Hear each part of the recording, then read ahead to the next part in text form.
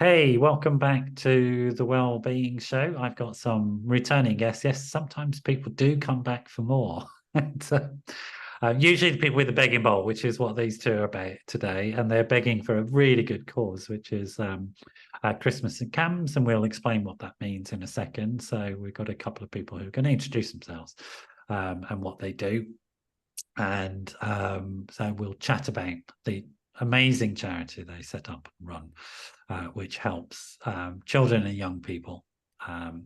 As you know, this is a pre-recorded show, so don't call me when you're watching it because I won't be happy because it's not live. But you're welcome if you're inspired to send me messages on WhatsApp 07506 319 745.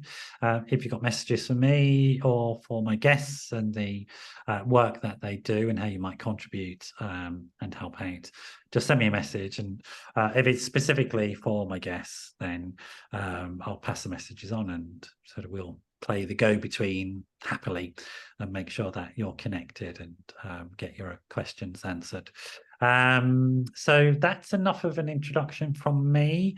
I'm going to go anti-clockwise on my screen and ask Lauren to jump in and introduce herself and tell us who she is and what she does. Hello, my name's Lauren. I'm a trustee with Christmas for CAMHS, but also helped Rose set it up very in the early days, many years ago. So yeah, we've been running it a long time together. But yeah, I mainly am involved as a trustee nowadays. And do you have a sort of broader role in terms of work and mental health stuff? As in outside of Christmas for CAMHS? Yeah, there is a world outside Christmas CAMHS. It might not feel like it at the moment, but there not is. At this time of year. Yeah. I actually work for in an anti-racism and justice role for another youth mental health charity. So yeah, so working with young people and mental health. Yeah. Great. Thank you, Lauren. Ro? Hi, I'm Ro. Like Lauren, I'm one of the trustees and co-founders of Christmas for CAMHS. Great. And do you have a life outside of that as well? Yes, though, like I said, at this time of year, it feels like Christmas for CAMHS expands to fill all of our time. Outside of this, I wear a few different hats. So I do some national mental health sort of policy type work, working with different NHS and non-NHS organisations. I teach in a few medical schools, and occasionally I'm a doctor. Not very often at the moment, but I work. What sort of doctor are you, Ro? So I work in two different areas. Sometimes I am a junior doctor in paediatrics, sometimes working in a children's emergency department, and then sometimes I work in psychiatry. So being a psychiatrist, generally for adults these days. I haven't done any child and adolescent psychiatry for a couple of years, but I may come back to that at some point. Great. Thank you. That's great to know. So a lot of complicated words there. I'm not assuming people are stupid, but it's mental health becomes a spaghetti gobbledygook of words within seconds. It feels like to me, one point in my training, that's all I was learning was acronyms for various things and what things meant. And I imagine, I don't know if this is true, but I imagine if you're a young person or child going into mental health services, it's really confusing. Yeah. All these terms and the jobs that people do, AMPs, psychiatrists, psychologists, blah, blah, blah. Endless stuff, isn't it? CMHT, CAMHS, I don't know. So I think it's probably useful as we come across these terms just to begin to gently explore what they are and how they relate to people's lived experience as well. So who would like to tell me, essentially what a CAMHS is, what that stands for? Anybody can jump in, really. I'll let Ro go for it. Sure. I'll stay away from that poison, Chalice. It's tricky to know where to start because CAMHS is so many things. I guess we should start with the acronym. CAMHS stands for Child and Adolescent Mental Health Services. Right. And services. Say that again so people hear it. Yes. So Child CAHMS. Yeah, Child child, and adolescent adolescent mental health. mental health services. Great. And services can take lots of different formats. It can be a clinic that you go to as a one-off, or a clinic that you go to regularly and see a nurse or a psychiatrist or a therapist or plenty of other people that work there on a regular basis. It could be people that come and see you when you're in hospital for something else. Yeah. But it's also, and particularly for us, the most relevant is the services that are hospitals for children and adolescents who need to be in hospital because of their mental health. Right. And they're referred to as inpatient hospitals or wards or units. Yeah. And so kids who are on a hospital ward, a psychiatric ward, is that a reasonable term to use? Yeah. Mm-hmm. Again, we can look at what that means in a second, but kids have been admitted to a psychiatric ward because they have mental health issues. Yeah. Yeah. Reasonable. Usually quite serious ones, I guess, if you've been admitted to a hospital. That's my experience of being admitted to hospital in general, is that generally there's something quite serious. Is that right? Yeah, I mean, it tends to be when children and young people are at that crisis point, and unfortunately we know in the UK that crisis point is getting further and further, kind of those goalposts are being moved further and further, but yeah, it's meant to be for young people who are at crisis. So one thing that does confuse me is our use of the word mental health in this context, because it's an interesting use of that word, and I wonder what people think about that. So if you've got mental health, it would suggest you're okay. Right? Why would you need to be admitted to a hospital? So it's a confusing term, I think, a little bit. What do we actually mean when we say that in this context? It's good. It's a good question, because I think, yeah, everybody has mental health. We all have health. You know, we all have a body, so we all have a health. Yeah. We all have a mind, so we all have a mental health. And I wonder if we use that term to refer to services that support our mental health, because if we call them mental illness services, they that would be sound more scary, or there would just be even more stigma around them. Yeah. So the idea is that these services are there to try and help improve mental health and mental health functioning, I guess. Yeah. But that's not to say that people don't have issues, as you said, around mental health and what that means outside of getting services and getting support for when their mental health is challenged. And I guess the types of services you're talking about are when an individual, and usually I would say, I don't know what you think about this, but usually the family as well are struggling because of the individual's crisis around the issues that they're experiencing. Because I think that kids and their families go hand in hand, for good or ill. That's my experience. You're nodding away. Does that make sense? What's your experience of that as well? Yeah, I mean, I think the adults at home will make a big impact on what's happening in that child's life. Yeah, what do you think, Rory? I think sometimes it can be really hard for adults to know how to support someone who's struggling with their mental health, or kind of might worry about what's the right thing to do or the wrong thing to do, or what should I be doing at this point. And particularly as mental health is something that is talked about more and more amongst younger generations, and may have been talked about less when the adults in that young person's life were growing up, sort of depending on their age and culture and, you know, what was talked about at the time, and kind of what they're familiar with and what they're comfortable talking about. It can feel really scary. It can feel really scary to think we're in a crisis and we don't know what to do, or we've tried all of the things that we can think of, but things are still really difficult.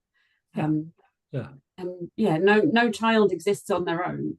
They're all in a, you know, they've got a whole everything around them, whether that's family or school or friends or extended family or foster carer or boarding school or whatever it might be that is their setup of people around them. No child is on their own.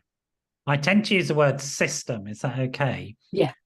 There's usually some sort of interconnected human system around a child, because children don't live on their own. Sort of, whether it's an institutional life or professional setting or informal setting, whatever it is, because kids can't survive on their own. Yeah, I think we're always really aware as a charity, though, that when we're kind of giving gifts to children and young people in hospital, that some of those children and young people won't be getting kind of gifts from elsewhere.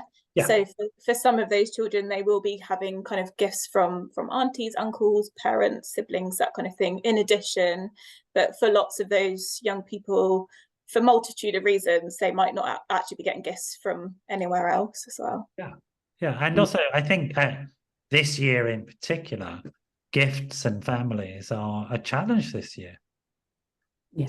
There's some real challenges going on. I've just had a £60 a month increase in my fuel bills with absolutely no increase in my fuel usage. And we're looking at another one in January. And I was talking to a friend about it today. He's got a couple of kids and they're struggling to survive. So this is a shared experience, all of us, around sort of tough times that we're in. And we've had a series of tough times.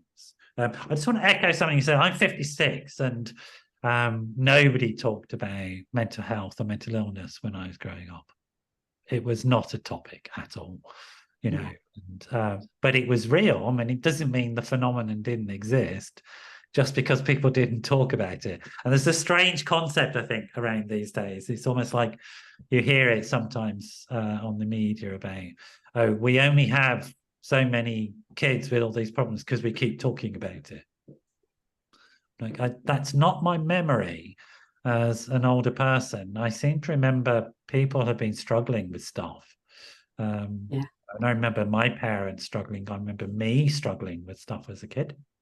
Very definitely. I remember as a child experiencing very difficult issues around depression and anxiety and not liking myself, etc., you know. And so, and I knew lots of people my age but we didn't have the words for it.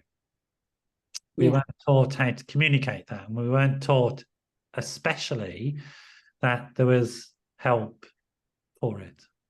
That you could change it. You know, just sort of somehow got on with it. Which I didn't. I have to say, I didn't just somehow get on with it. It just got worse. It's the truth. So it's interesting to ponder these things. So you're dealing with your charity was set up because why? So it's looking specifically at kids who are in hospital wards because of some sort of mental health crisis, which we now know is, because we talked about it, is going to be serious. So they're frightened. They're on a ward where you don't really want to be at Christmas. Not. I mean, even with the best will in the world, they're not. There's all these sort of cultural messages about happy families. That's the main cultural message at Christmas, isn't it? It's very rarely the case, but it's the messaging that goes out. And there you are on a ward, a kid, a young person, maybe for the first time, maybe it's been multiple times, facing a frightening and lonely time. Yeah, is that right? So that was, I guess, the motivation for thinking about this charity, which is, what was it set up to do? What's the sort of idea of your charity? I guess the honest answer is we didn't originally set up to run a charity at all. It very much happened by accident, and we are quite open about that we didn't sort of come together with a let's make a charity. The way that I sort of jokingly refer to it is I had a rant on the internet, and it resonated with people, and from that, a small group of us, Lauren and Matt, our other trustee, and me and a few others, sort of said, well, we should do something about it. And the doing something has become a national charity. but the rant on the internet was, Yeah, tell me about the rant. What was it? I was grumpy because I had, so I did pediatrics first in my career as a doctor, after my initial sort of couple of years of training as junior doctor.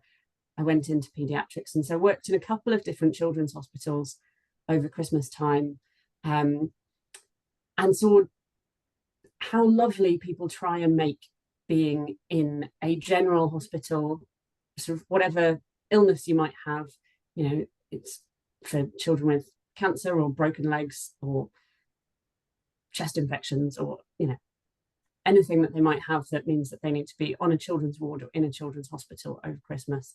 And there is so much effort put in by the staff, by the general public, by companies, by charities, by celebrities. There are celebrities that come and visit children's hospitals to try and cheer kids up at Christmas. Yeah. You can't get rid of Johnny Depp at Christmas, can you? In the children's hospital, he's everywhere. Captain Jack. But yeah, that sort of thing. I know. And there's all of these gifts donated, you know, in their hundreds, which is wonderful that people are thinking about children who are in hospital over Christmas and wanting to do something to make that difficult time better. And then I moved into working in child and adolescent mental health, and I was a junior doctor in an adolescent mental health unit. And so towards December, I said, so where are the presents and things? And my colleagues who'd been working there for 20 years looked at me like I was from Mars and said, what do you mean? We've never had anything donated. That's not how it works. And I talk about the effort put in, and I don't want to ever suggest that there is less effort put in by the staff, because I think that is equal. And at the CAHMS unit that I worked in, you know, the staff put on a lovely time over Christmas. We had a unit-wide Christmas dinner. The family therapist and the young people cooked together, and it was really lovely. Beautiful. The fact that the rest of the world, it felt to me like the rest of the world had forgotten that there are all these other children and young people in hospital at Christmas, or, you know, just didn't know or didn't care. It felt like that was really unfair, and it made me a bit grumpy, so I had a rant about it. Good. I'm glad you got grumpy. Yeah. More of that. More of that. Exactly. Absolutely. Exactly. I hope my son doesn't see this, but my boy, who's my stepson, and his mum, we're co-parents, so we're in a complicated blended family situation. I'm going to cry. I love him so much. Sort of, hang on, give me a breath. Literally every time I think about him. But they tease me, calling me Grinch every year at this time of year. So they don't know this, but I've just ordered a Grinch costume, which I'm going to wear on Christmas morning. I haven't told them, so they don't know. So don't show them this show, whatever you do. Maybe wear it on the next episode of the podcast. No, I don't want them to see it. It'll have to be in the new year. So I literally, because I did once, it's going to horrify him, because I once met him in one of those inflatable dinosaur things from an airport, and he literally ran. I've got the video. He was absolutely horrified. It's my proudest moment as a dad. That's good dadding on my part. So enough of that. Coming back to this. So it's interesting. I think it is interesting, and it's a genuinely interesting area to think about why children who are ill, let's say they have a mental illness. I know it's an old term. We prefer the term mental health, but there are children who are ill enough to be in hospital who somehow were invisible. And it cut across all issues of gender, class, race, creed, belief systems, because mental illness affects everybody, as we know. I don't need to convince you of this. It's just a fact, folks. The earth is round. Mental illness affects everybody. Same level of fact. So it's not about anything like that. But Lauren, this is maybe an area that sort of you do quite a bit of work in. Why do you think this whole group of children from all walks of life were invisible in that way, weren't seen in that way. They were seen by professionals, of course, very caring, loving professionals with them on the wards, as you pointed out. But it seems striking to me that this needed to be invented. Do you know what I mean? Why do you think that was? Do you know what? I don't think it's just because people didn't care, because Yeah. actually running the charity and the amount of gifts we have sent over the past, well, now 8 years, the amount of money we've raised and things show that people do genuinely care about those children and young people. I just think it's that people didn't know or didn't reflect on it. And I guess 8 years ago, it wasn't something I had really thought about. I guess you probably just make assumptions that, like, if children in hospitals are getting gifts and presents and that kind of thing over Christmas, that will include all children. But I guess what Roe found is, unfortunately, it didn't at that point. Yeah. Is it at all connected with how we relate to mental health and mental illness issues? And there's often talk, isn't there, about mental health services being like the Cinderella services within the health service, about stigma existing around mental health issues where it doesn't exist around having a broken leg. You know, your leg's broken. Certainly, and this is, very sort of relevant for me. A friend of mine who's in their 80s has just had an episode in a psychiatric ward and has spent much of their adult life, last 20 years, working in mental health support services. And they felt embarrassed and ashamed sort of about needing help. And I wonder if there's also something about how society, when one is struggling with one's mental health, for example, and I know when I have, my sense of myself, my self-esteem drops and I become a bit more reserved and I hide away and stuff like that. Do you think it might be connected to issues like that as well, like the presentation and how people experience it? Yeah, I think stigma definitely still exists. I think societally we're better at discussing things around kind of like low mood and that kind of thing. We have more words to discuss. I'm feeling worried, that kind of thing. And we encourage those words more. But I think we still have a long way to go when we're discussing those with significant mental health needs. And often I think those are the people that people are more scared to talk about and to speak about their own struggles that they may be having if they're having really significant health needs. Yeah, I mean, it's very difficult, I think, for people with those significant health needs, mental health needs, to advocate for themselves. I mean, I think it's a fact, in my experience, that when somebody's struggling in that way, expecting them to have a sort of reasonable conversation with you about it is maybe a bit unreasonable because they're in crisis, etc. But as a culture, are we equipped with the language to be able to talk about these issues and understand them in a way that is meaningful and makes sense, particularly with children? I think, that I wonder about that. What's your experience? I mean, I know certainly the young people I know are, and I'm lucky enough to know, I mean, I have my son, but also other young people that I get to work with and meet socially. And I think they're extraordinary. Genuinely am. Absolutely. Blown away by young people today and sort of how they manage things and the sort of emotional intelligence that they have and the skills that they have is extraordinary. I mean, this is my rant. I also think we put too much pressure on kids. I find it unbearably horrible to see, to be honest, and I can't stand it. And something has to give, in my opinion, in my humble opinion. And we have, for example, the highest number of kids missing school at the moment, and our response is to blame the parents as opposed to go, well, doesn't that mean something's gone wrong with the kids? Aren't they struggling in some way because they're not turning up?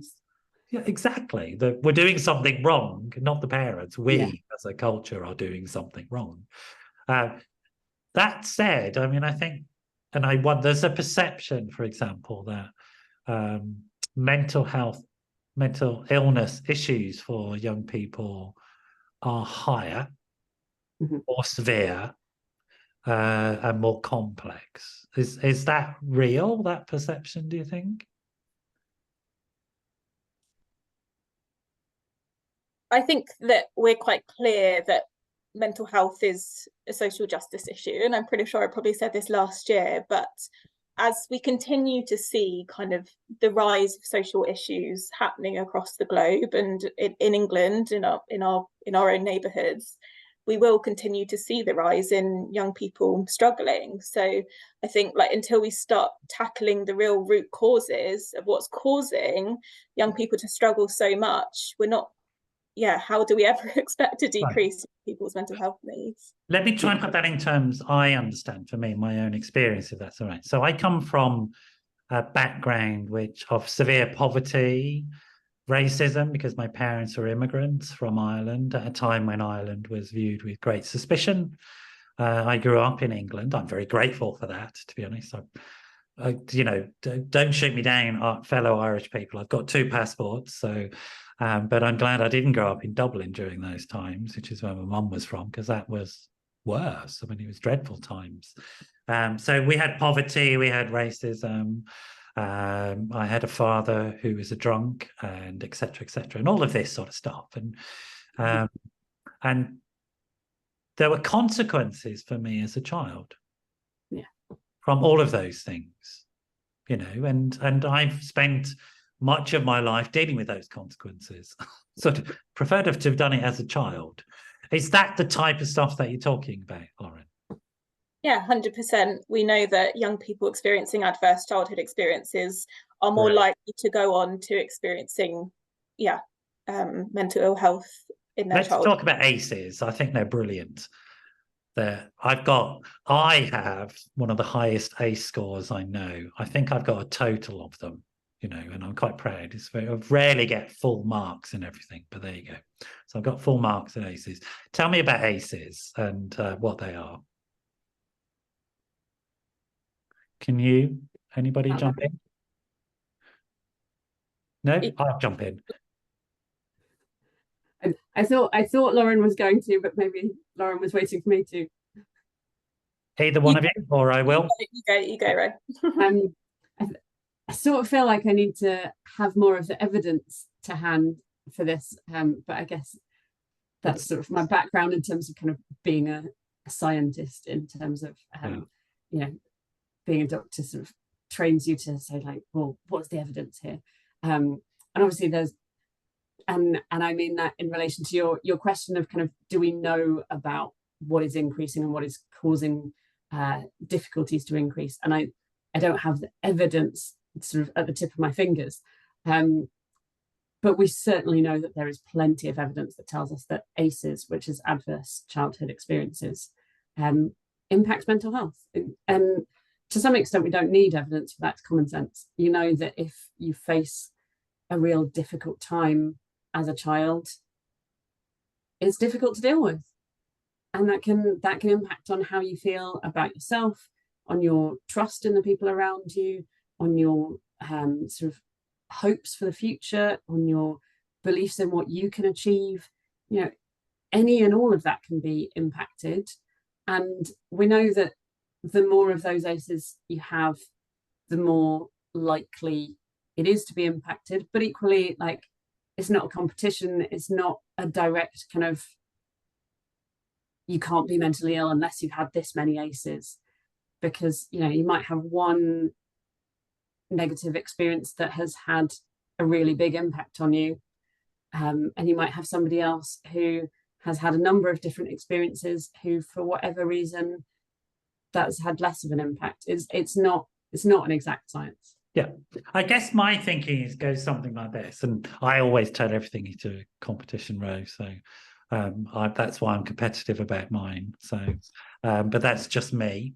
I guess why I'm thinking about it is because I'm thinking about this sort of the framing of, say, physical illness. And if you think, I had an accident, I broke my leg, and there's a reasonable story to explain why I then need help with that broken leg and what that broken leg is. And for me, it seems that having reasonable stories about why we have psychological distress, which is the term I usually go for, makes sense of what's happening. for people. And it also frames it in a way then it's understandable. People can see a narrative sequence, and then rather than it being a frightening thing that often the victim gets blamed for, and that I think happens in mental illness, is people are blamed for being ill, as opposed to when you explain the connections between things. Oh, that suddenly that makes sense. I think you're true. It's undoubtedly true what you're saying, that there are resilience is another factor. So there's always protective factors as well as risk factors, and we're always measuring that. But I guess it's probably true to say that if you have a sequence of adverse experiences and they never let up, it's pretty much guaranteed you're going to be messed up by them, right? I think that makes sense to people, and we have to understand that, coming back to Lauren's point, that some kids are living in pretty awful circumstances and they're living in them for a long time without hope of alleviation. And so therefore, why are we surprised if they respond with psychological distress and physical illnesses? And it's sort of, they don't really exist separately, those two things. I know they're one and the same thing. But, you know, thinking about it, that's what we're thinking about in this show. It then sort of does make sense, doesn't it? You know, and we can say with some certainty that inequality levels have grown. That issues around poverty have grown. Absolutely. You know, that there are frightening things happening if you don't have to conform to a standardized version of a white middle-class male, that you're at risk. You know, if you don't have, you know, it's, I mean, I know there is a strange narrative out there that money is a problem. If you have too much of it, you would have problems. Well, I wouldn't mind those problems myself, but, you know, poverty is definitely, there's nothing romantic about it, and we've known for a long time. And there's you know, the link between poverty and ill health, all forms of ill health, is one of the strongest evidence link that exists. And we know, for example, with a 1% increase in unemployment, there's a 0.8% increase in suicides, and that's research across Europe. So we know that these direct links are happening, and that children are exposed to these things. I also thinking about it in the context of, this hadn't happened last time we talked. Had the pandemic happened at that point? I think it was pandemic, wasn't it? I think it was only a year or two ago that we talked. Right. So so thinking about, and again, not just individual adverse experiences, but if you think about, when I think about the last 4 or 5 years, for example, we've had a number of what I would think of, psychologically speaking, as a number of existential crises. So Brexit was one. It created massive division. It's not saying it was right or wrong. It's just a fact that it was distressing to be in the UK at that time. And then the pandemic, which was very frightening. I personally was frightened by it. And then the European war, cost of living crisis, now stuff that's happening in Palestine, Gaza, and Israel. And again, I'm not taking a side there. I'm just saying it's frightening stuff. And the climate as well. Young people particularly are increasingly concerned about the climate and the environment, and that can be a divisive topic as well. And research does show that kids are very worried about climate issues, extremely worried about climate issues. It's high on their list. And then there's other issues around identity and gender identity and fluidity, and some of the quite horrific backlashes that have come, you know, and I don't know about you, but I, as a practitioner, I'm fed up of seeing kids hurt themselves because other people are worried about labeling toilets. I'm just like, I've had enough of that conversation. No more kids need to die for that nonsense, you know? But I'm over it, done with it. And so I would say that there is enough evidence to suggest that kids are having a really tough time now. Yeah, and I think it's kind of comes back to that thing of what do we expect when children, young people are growing up with this as their backdrop, not just as an independent person themselves, but thinking out about the whole world because we don't live in a vacuum. What do you expect? Like, do we just expect children to kind of like be like, oh, that's fine, kind of thing? Like, and also not setting them up to heal very well either. We're not giving them the spaces, the different spaces for children to connect with people and to heal and be in community. So I don't really know what we expect as a society. Exactly.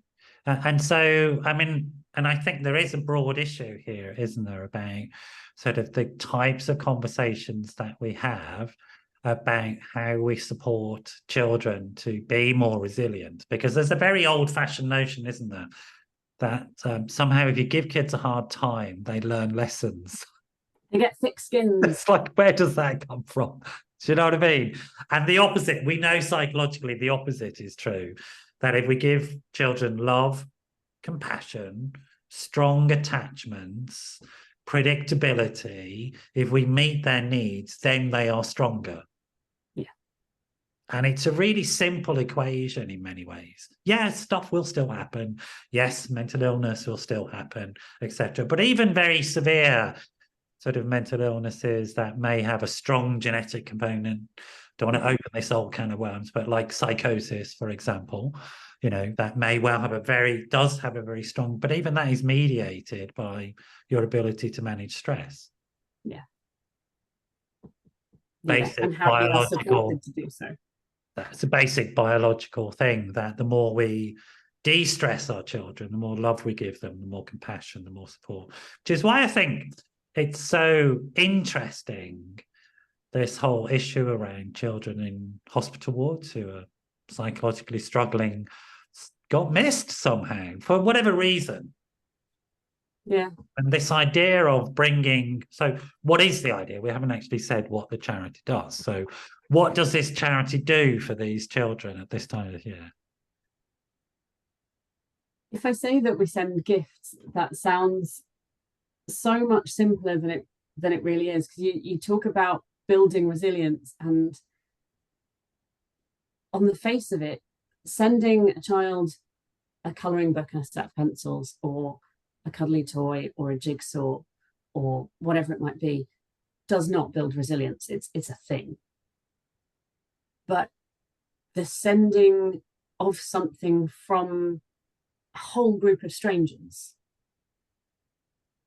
that could potentially build resilience in a, we are thinking of you, we know that you're there, and we know that you're struggling, and we want to support you.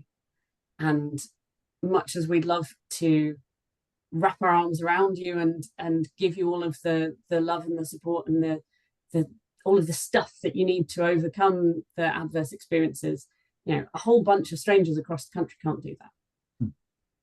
What we can do is send some gifts and some decorations and some activities and some Christmas themed window stickers and that sort of thing, and some homemade Christmas cards and homemade paper chains and things that help young people know that they are not forgotten. Probably the most important bit of that for me was right at the end, that helps children know they are not forgotten. I mean, that's an extraordinary gift, because it would be very easy to feel totally forgotten on a ward at Christmas, wouldn't it? You know, that simple act. And resilience, I guess, for me, is being included into human culture and society. That's what it is for me. And there are practical skills and there's stuff that you can do, but this sense of belonging and being part of fundamentally empowers us to have better coping mechanisms, because there's a reason. And it's also, it's biologically determined as well, isn't it? There's two survival mechanisms. One is the fear-based one, I better run away before it eats me. And the other is, I'll join the herd, because that's where it's safe. And signaling that the herd is safe when you're in an unsafe psychological state has got to be a good thing, hasn't it? Do you know what I mean? We are coming towards the end, and I know that maybe you've got some audio that you want to share. I'm just asking you if you do want to share it. We need to think about it. You need to probably introduce it at some point. So, sure. Let me just find.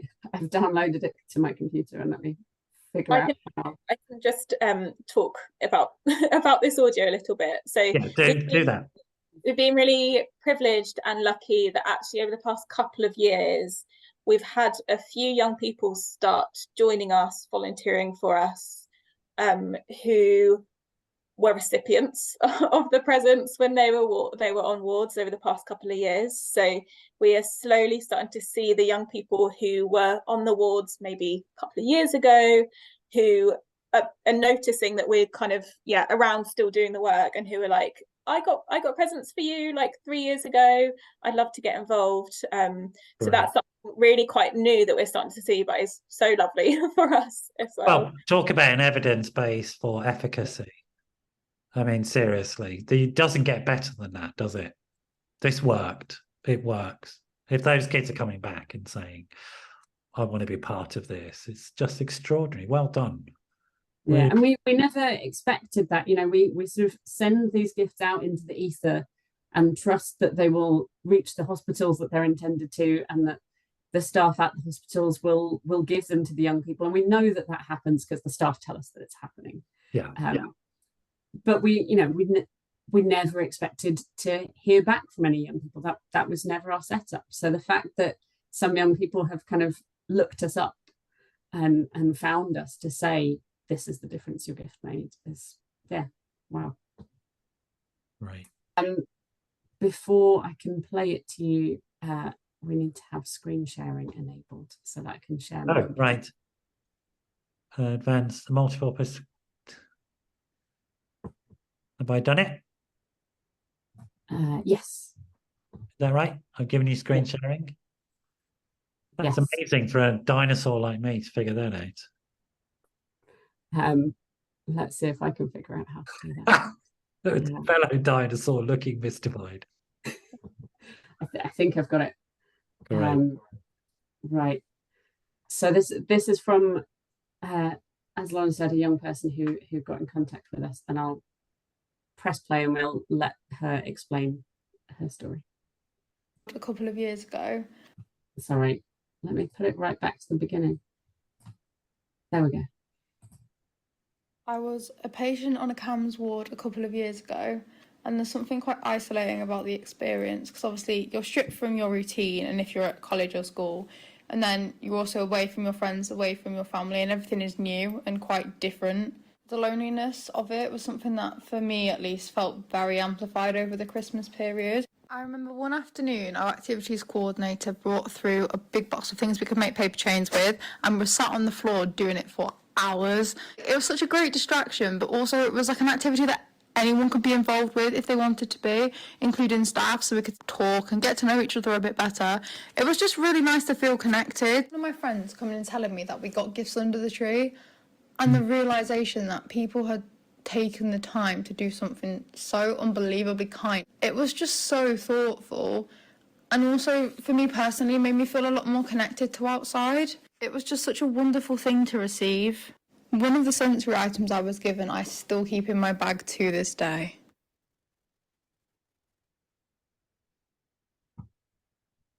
Says it all, really. Really does. That's beautiful. It's really moving and touching. Wow. Yeah. That's really special stuff. You know, I feel quite tearful and moved and touched at the moment. I'm a soppy old git though, so everything makes me feel like this.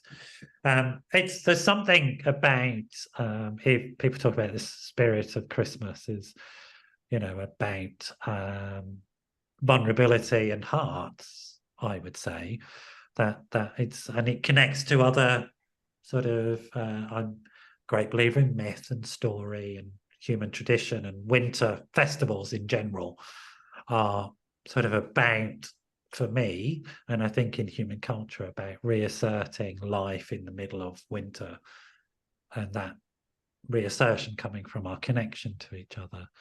And that's what's important, not the thing. Yeah.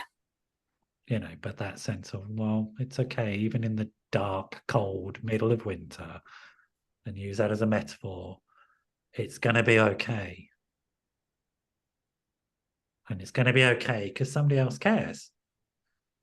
And that really, for me, changes everything. That's my experience as a human being.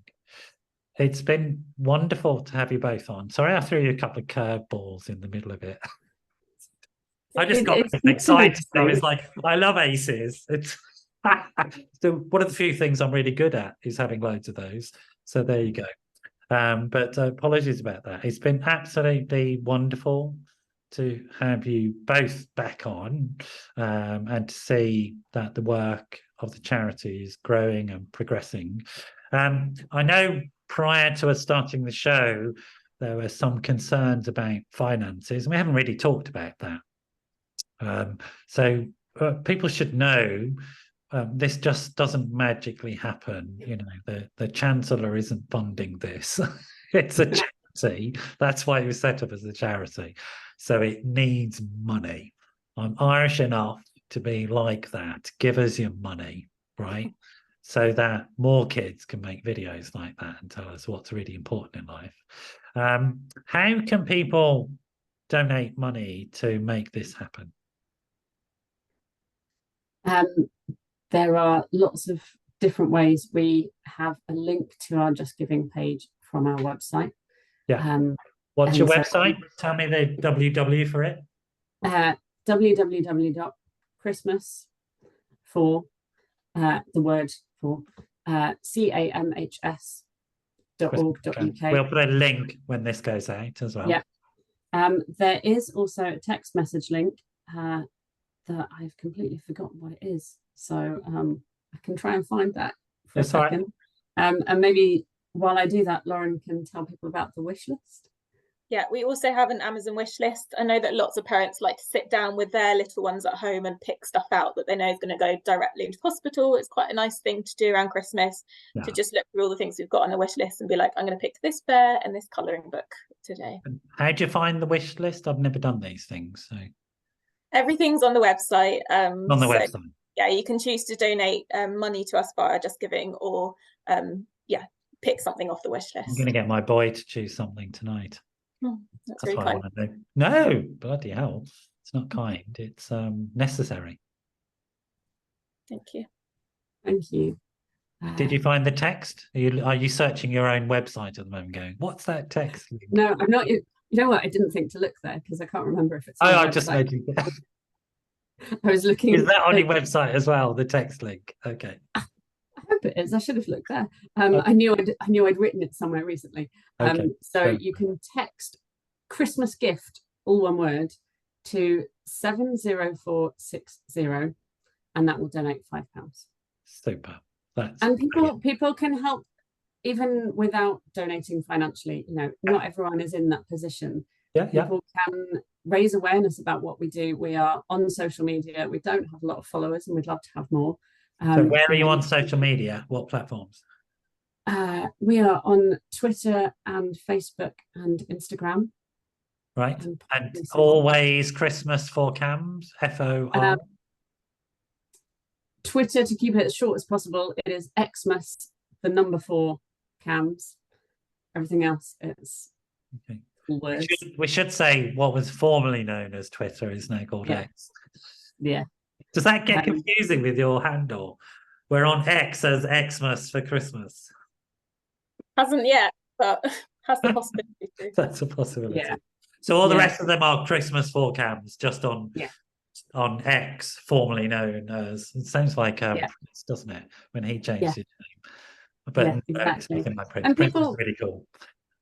People can do fundraising, without having their own funds. You know, if somebody wants to run a marathon for us, or we know that in a couple of weeks there's a sixth form college doing a pajama day where they're all wearing their pajamas for a day to raise money for us.